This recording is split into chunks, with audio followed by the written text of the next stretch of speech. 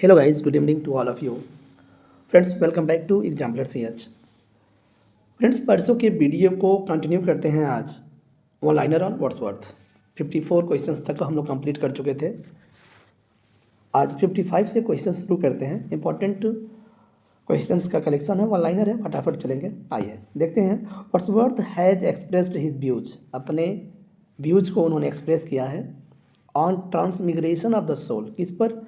तो अपनी आत्मा के स्थानांतरण पर, in the poem odd on the intimations of immortality. तो ध्यान रखिएगा, इस पोएम में उन्होंने आत्मा के स्थानांतरण पर उन्होंने अपने आइडिया को व्यक्त किया है, अपने विचार को व्यक्त किया है वर्ड्सवर्थ ने। यह पोएम की अगर बात करते हैं, odd on the intimation of immortality, तो कंप्लीट हुआ था फ्रेंड्स 1804 में, ठीक है, और 1807 में पब्लिश होता है। जब इनका सेकेंड वॉल्यूम पब्लिश होता है पोएम, उसमें यह शामिल होता है 1807 में, ठीक है। आत्मा का ट्रांसमिग्रेशन पर उन्होंने अपना व्यक्त किया है व्यू। क्वेश्चन नंबर 56 है, which of this travel poem belong to William Wordsworth. तो 2-3 रहेगा ऑप्शन में, तो डिस्क्रिप्टिव स्केचेस और एक एन इवनिंग वॉक, एक ही साथ ये पोएम पब्लिश हुआ था 1793 में। तो इस बात को ध्यान रखिएगा, एक ट्रैवल पोएम है, ठीक है, ट्रैवल पोएम है। डिस्क्रिप्टिव स्केचेस अगर बात करते हैं तो 1793 की यह बात है, ठीक है। और यह पोयम जो है फ्रेंड्स, डिस्क्रिप्टिव स्केचेस, एक चीज़ और ऐड कर लीजिएगा, एडिट जो किया गया था, यानी edited by Eric R Birdsall, Eric R Birdsall, और एक व्यक्ति का नाम और आता है, वो है पॉल यम। ये लोगों के द्वारा या इन लोगों के द्वारा डिस्क्रिप्टिव स्केचेस एडिट किया गया था 1793 में, ध्यान रखिएगा, ठीक है। लिरिकल बैलेट्स अपीयर्ड विथ, तो लिरिकल बैलेट्स में आपको पता है 24 पोएम्स हैं, 24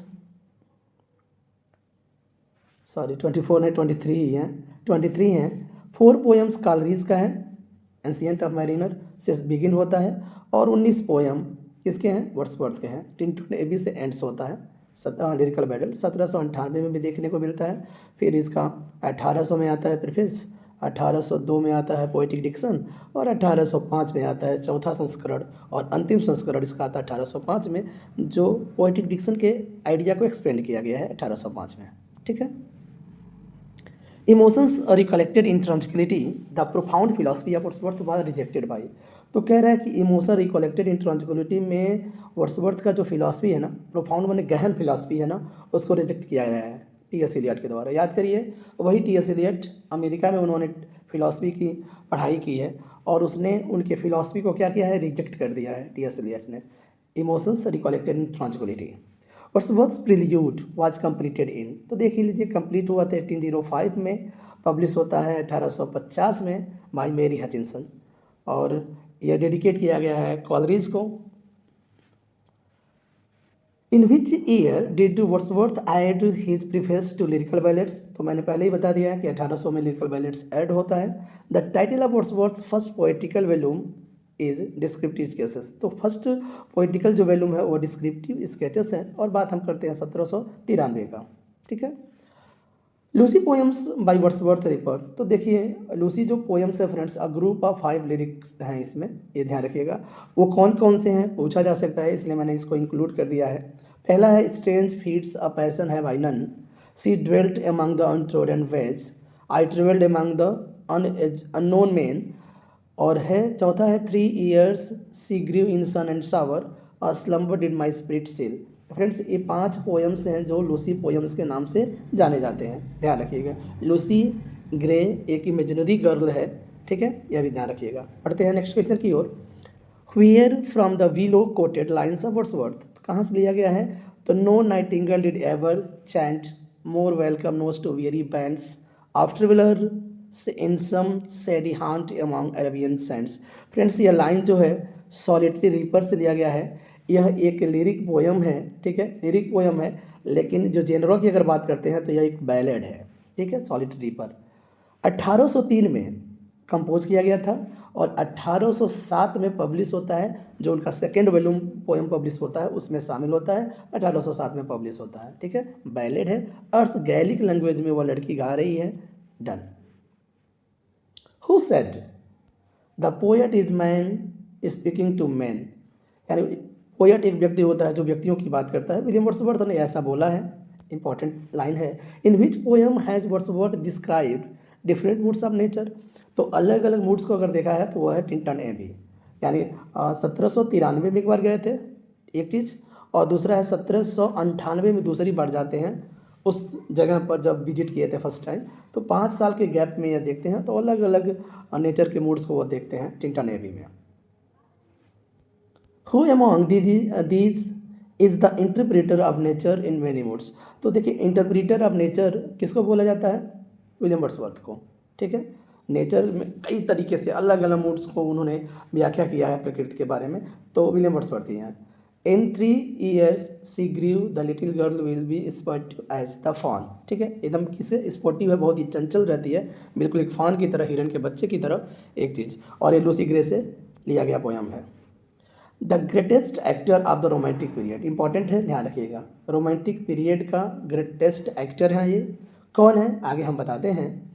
who restored the tragic ending to King Lear. देखिएगा किंग लियर को नाहम टेट ने हैप्पी एंडिंग दिया था, ठीक, और इन्होंने क्या किया है, रिस्टोर्ड किया है ट्रेगिक एंडिंग के द्वारा।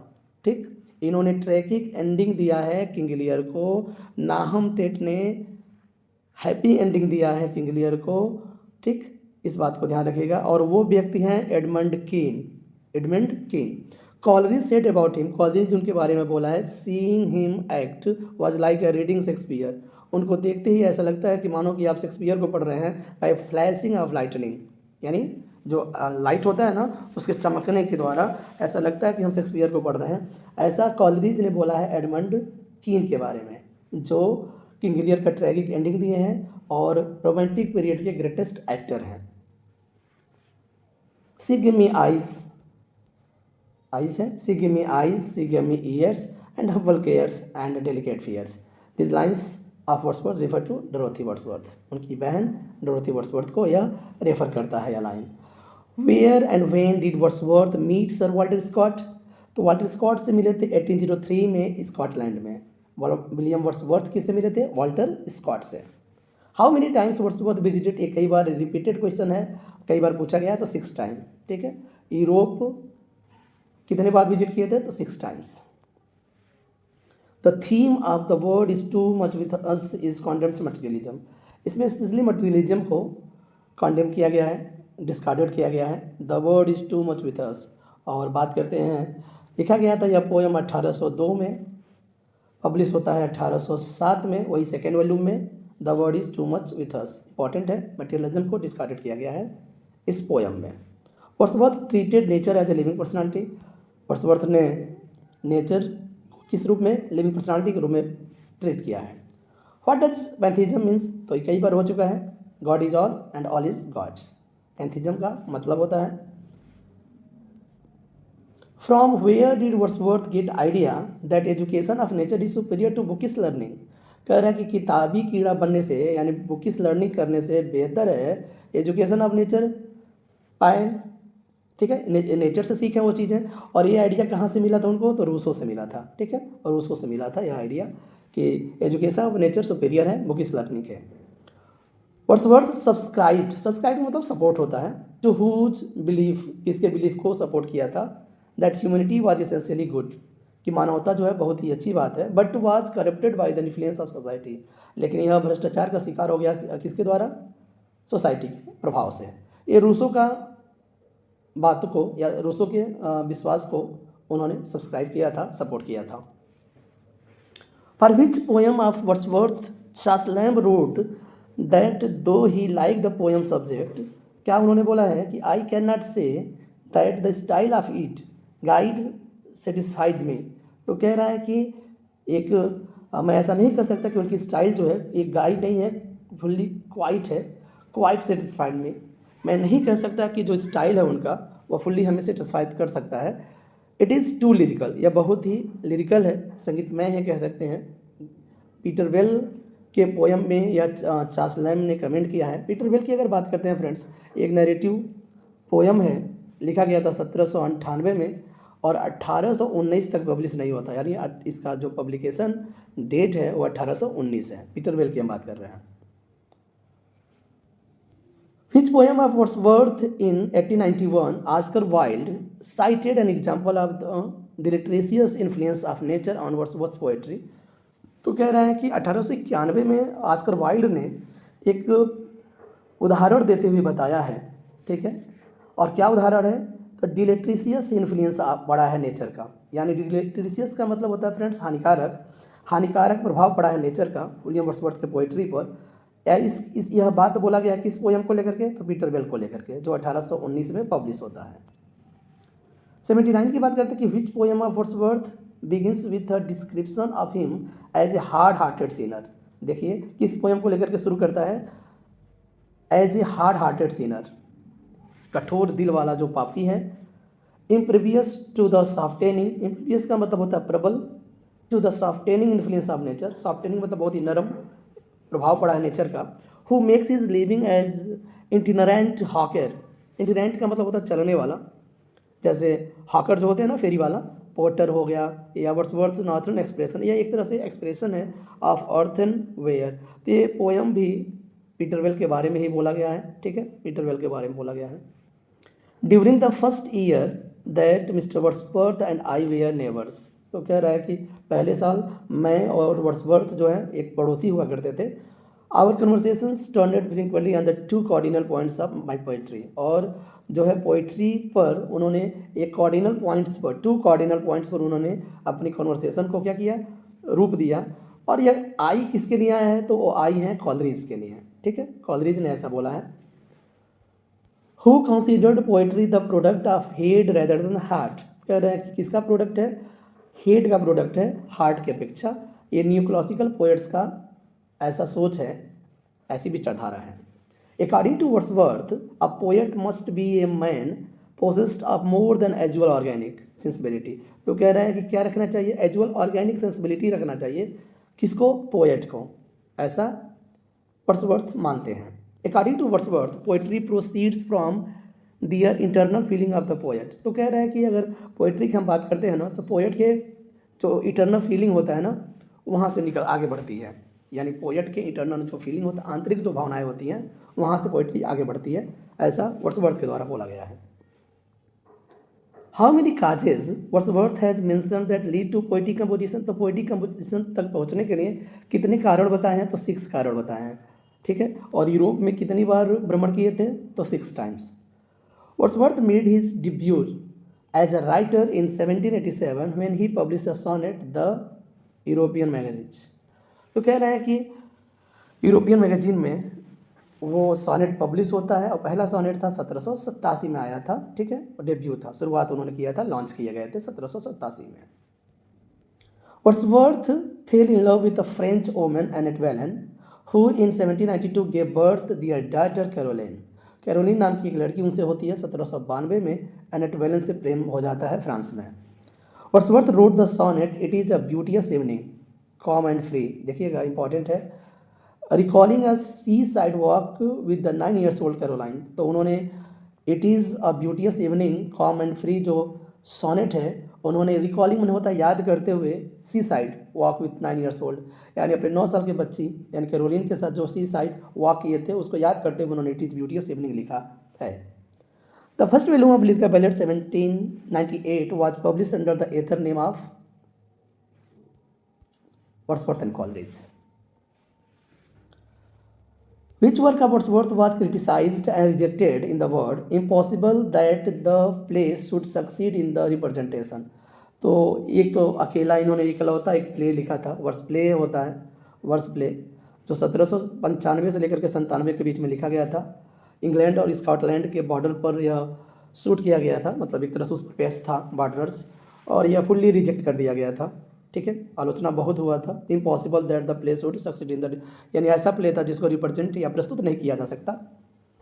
Who was John Walking Stewart that met Wordsworth in Paris in 1792? तो एन इंग्लिश फिलोसफर थे और ट्रेवलर थे, who wrote the apocalypse of nature. देखिएगा ये भी इंपॉर्टेंट है, अगर रोमांटिसिज्म को हम लोग पढ़ते हैं या रोमांटिक रिवाइवल को पढ़ते हैं तो यह भी एक ट्रेवलर रहे हैं, साथ ही साथ फिलोसफर हैं, और वर्ड्सवर्थ इनसे मिले हैं 1792 में पेरिस में। उन्होंने लिखा है the apocalypse of nature. Who praised Wordsworth as the poet of humanity? तो पोएट ऑफ ह्यूमैनिटी बोला है जॉन केबल ने, ठीक है। मॉरल यूनिक बोला है सेली ने। Wordsworth was the only poet laureate to write no official words. तो पहले ऐसे पोएट लॉरेट बने 1843 में बनते हैं, ध्यान रखिएगा, 1850 तक, और उन्होंने ऑफिशियल वर्सेस कुछ भी नहीं लिखा। Who called Wordsworth egotistical sublime? तो इगोस्टिकल सबलाइम बोला गया है जॉन कीट्स को। जॉन कीट्स को नहीं, जॉन कीट्स के द्वारा बोला गया है वर्ड्सवर्थ को, ठीक। Oswald, Marmaduke, Lord Herbert, Lacy Wallace, Idonea and Lord Clifford are the characters in Wordsworth the Borderers. जो वर्ड्स प्ले था, इनका इकलौता प्ले वर्ड्सवर्थ का, इसके कैरेक्टर हैं Oswald, Marmaduke, Lord Herbert, Lacy Wallace, Idonea and Lord Clifford. In the essay, the preface to the lyrical ballads, William Wordsworth manifested the guideline. Guideline क्या क्या दिया गया था इनके द्वारा, आइए देखते हैं क्या गाइडलाइन है। यह है कि ordinary life is the best subject of poetry. सबसे अच्छा जो सब पोएट्री का जो विषय है ना, वो सामान्य जीवन है। Everyday language is best suited for poetry. और प्रत्येक दिन जो लैंग्वेज यूज हो रहा है ना, सबसे बेहतर पोएट्री के लिए सूट करता है। Expression of feeling is more important than action और प्लॉट। एक्शन और प्लॉट के लिए उसकी अपेक्षा सबसे ज़्यादा जरूरी क्या है? भावनाओं का व्यक्ति या क्या बोलते हैं, एक्सप्रेस करना, व्यक्त करना।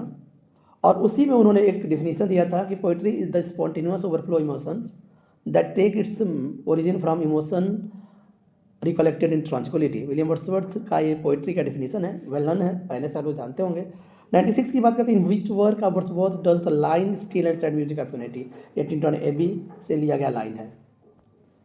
इन विच पोयम है, सॉरी हाँ पोयम है, in which poem Wordsworth does the line occur our birth is but sleep and a forgetting. तो इमॉर्टलिटी ओड से लिया गया है लाइन है, कई बार रिपीटेड क्वेश्चन है। In William Wordsworth the solitary reaper, the solitary Highland lass is a girl from Scotland. जो लड़की रहती है ना, जो गाती है अर्थ गैलिक में, वो एक हाईलैंड लैस है जो स्कॉटलैंड से बिलोंग करती है। Wordsworth the border come under the category of worst tragedy है। एक्चुअली आपको बता दें, हेनरी थर्ड के दौरान यह मतलब दौरान नहीं, हेनरी थर्ड पर बेस्ड है, हेनरी थर्ड पर बेस्ड है इनका जो प्ले है। Wordsworth died of pleurisy on 23 अप्रैल 1850। 23 अप्रैल 1850 को प्लूरिसी के कारण उनका देहांत तो हो जाता है।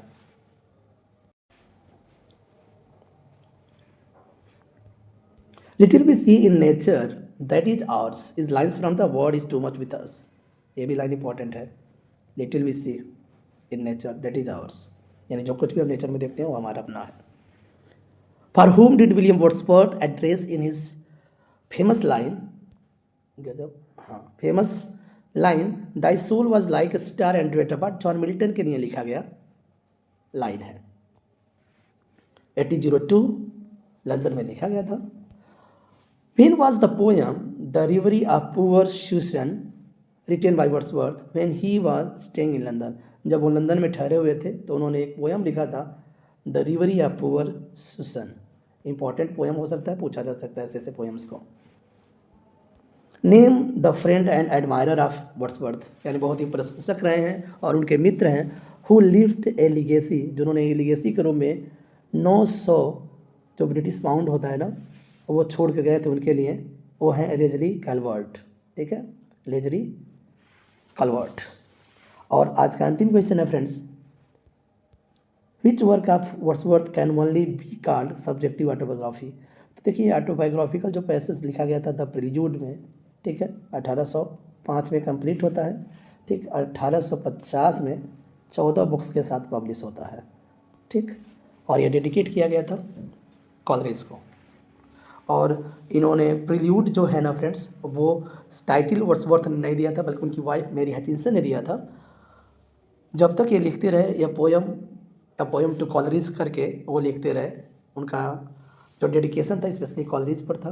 अंत में 1850 में प्रील्यूड टाइटल दिया गया था। ठीक है, ये रहा आज का कुछ इंपॉर्टेंट फैक्ट्स और ऑनलाइनर। मिलते हैं नेक्स्ट वीडियो में, बाय बाय।